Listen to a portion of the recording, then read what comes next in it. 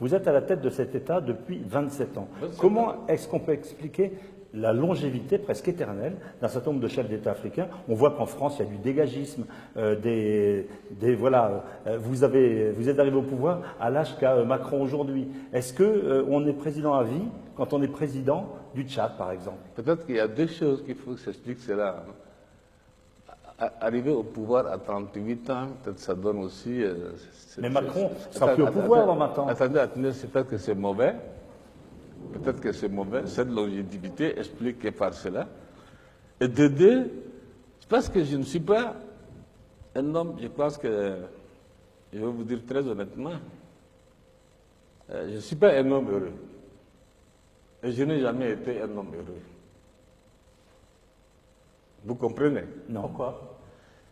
Je ne suis pas un homme heureux, je n'ai jamais été un homme heureux parce que je n'ai pas eu une jeunesse comme tout le monde a eu sa jeunesse. Je n'ai pas eu, j'ai eu ma jeunesse dans la guerre, qui est passée dans une guerre.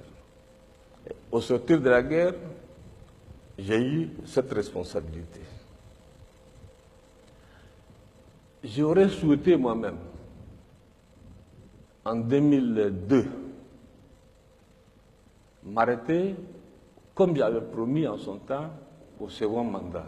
Oui. C'est-à-dire, en 2006, je devrais céder, en fait, disons, Il y a 10 ans. au suivant. La guerre a éclaté.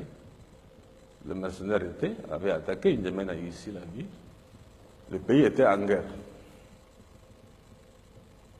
Vous comprenez? Mais en 2016, il Attendez, s'il vous plaît. Et comme j'ai dit dans la politique africaine, la France intervient souvent, et je le dis haut et fort, la France a intervenu, je dis bien, je n'ai pas demandé, je dis je ne le fais pas, de changer la Constitution. Pour l'histoire, je dis bien. Bongo n'est pas là. Bongo père, je dis bien. C'est à Paris. J'ai refusé. Et je n'ai pas fait la campagne.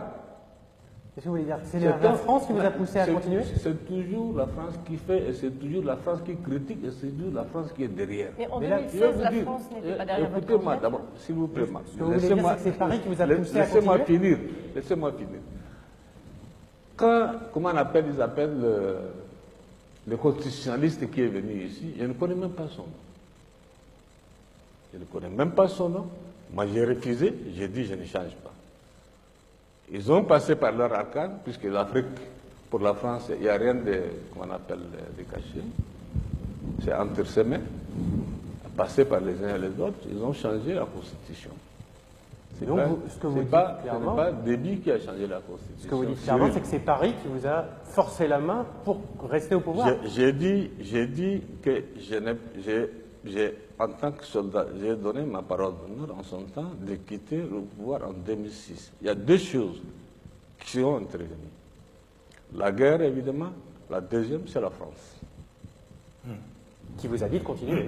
Bien sûr. Et maintenant, aujourd'hui, ce sont ceux-là même qui ont changé la Constitution qui me critiquent. Et là, aujourd'hui, Et aujourd'hui, Combien de temps encore? pour autant, je pense que